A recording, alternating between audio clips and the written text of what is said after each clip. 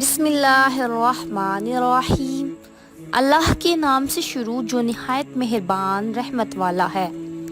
السلام علیکم ورحمۃ اللہ وبرکاتہ۔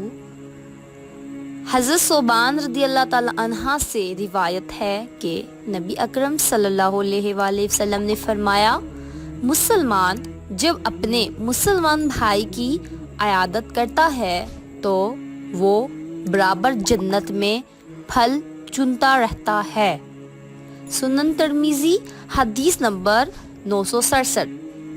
حضرت ابو قتادہ رضی اللہ تعالی عنہ کہتے ہیں کہ نبی اکرم صلی اللہ علیہ وآلہ وسلم نے فرمایا، میں اللہ تعالیٰ سے امید رکھتا ہوں کہ عرفہ کے دن کا روزہ 1 سال پہلے اور 1 سال بعد کے گناہ مٹا دے گا۔ سنن ترمذی حدیث نمبر 749۔ جزاک اللہ خیرہ۔ Subscribe for more videos.